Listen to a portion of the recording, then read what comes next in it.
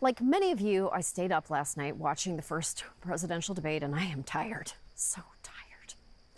Kids, I can't do this today. I'm sorry. I'm just going to put on a movie.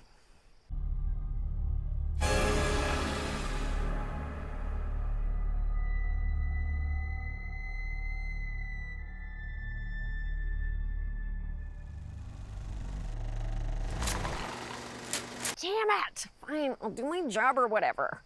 Last night's debate was over an hour and a half of very little substance, but a lot of yelling. It was the first time I felt grateful. I can't spend Thanksgiving with my whole family this year. I mean, they'll be together, but I'll be eating cranberry sauce out of a can in the dark.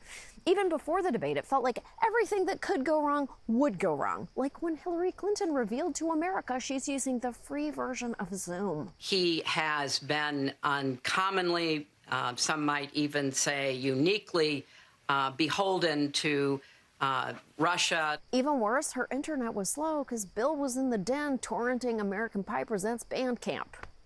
It's his favorite. One of the most infuriating parts of last night's debate was that Chris Wallace committed beforehand to not do any fact-checking as moderator. It allowed the president to mist the air with complete and total bullshit. I paid millions of dollars in taxes, millions of dollars of income tax. Take a look at West Virginia, mailmen selling the ballots. I'm all for electric cars. I've given big incentives for electric cars. Where you call them super predators, African Americans, the super predators. Portland, the sheriff just came out today and he said, I support President Trump. Masks make a big difference. Dr. Fauci said the opposite. I want to ask you, we got a little bit more than a minute left in this masks segment. Are not good. Insulin, I'm getting it for so cheap, it's like water. They want to take out the cows. Okay, to be fair, we do want to take out the cows. To dinner? This show was written last night at 2 a.m. As vicious as Trump's lies and insults were, Biden responded with the sweetest little comebacks you ever did see. Will you Shut up, man. Listen. Keep yapping, man. It's hard to get any word in with this clown. Will he just shush for a minute? Joe, friend, listen, you are doing great, but there are 2 more presidential debates, and we really need you to toughen up next time. And the only way to do it is to hire the scariest, meanest people in America, 2 teen girls who just got back from shopping at Aeropostale. They will break you down so hard you won't even know where the pieces are.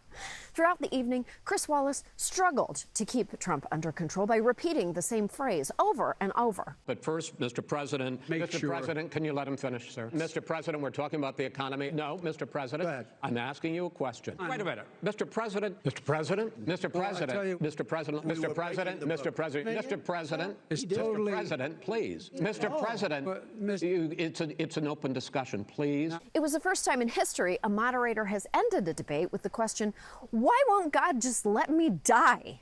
But somehow during the constant barrage of interruptions, Joe Biden did successfully call out Trump's utter failure to respond to COVID-19. This is the same man who told you by Easter this would be gone away. By the warm weather, it'd be gone. Miraculous, like a miracle.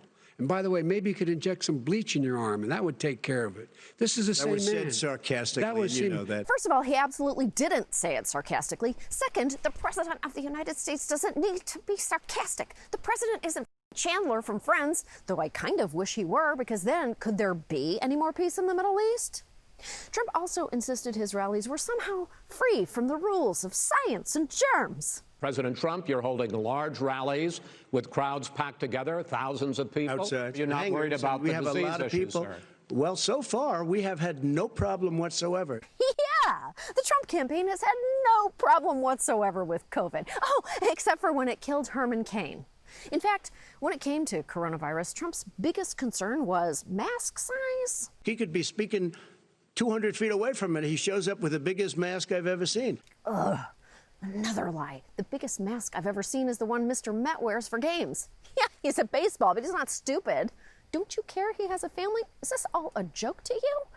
Of course, coronavirus isn't the only issue Americans are facing right now, which is why Chris Wallace asked the candidates to speak on another serious subject. You each are going to have 2 uninterrupted moments. In those 2 uninterrupted minutes, Mr. President, you can say anything you want. I'm going to ask a question about race. Oh, no. Do not tell Trump to say anything he wants about race. Not only will it be wrong and deeply offensive, but Mark Burnett will have to spend hours erasing the tapes.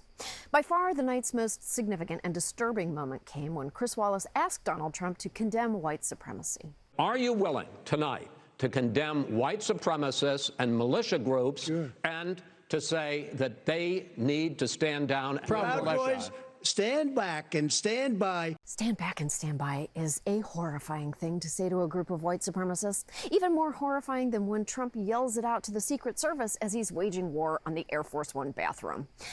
Almost instantly, those words, stand back and stand by, were treated as a rallying cry for white supremacists, with one member of the Proud Boys interpreting it as a call to violence.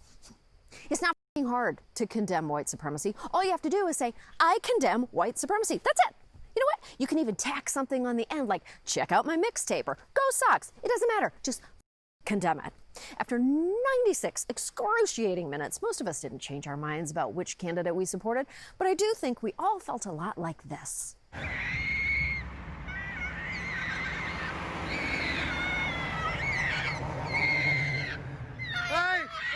This debate was so bad, it even broke the news. That was a hot mess inside a dumpster fire, inside a train wreck. I just don't know what the hell that was that we just saw. That was the worst presidential debate I have ever seen. I mean, it was a complete disaster on all fronts. What a dark event we have just witnessed. I'm just going to say it like it is. That was a shit show. Dana Bash felt so disillusioned, she turned the CNN newsroom into her own microbrewery. Look, I know this debate was sad and painful, and not just because it made me forget to vote for Love Island. That vote matters too. Say what you will, but Love Island has a voting system that actually works. But beyond the shouting, the fighting, and the interrupting was a president who refused to accept the results of the election and encouraged his followers to go to the polls and intimidate voters. That's why we need a vote. We need a blue wave like it's the end of Deep Impact. Because if we don't, Trump is the bird and we are all the kid.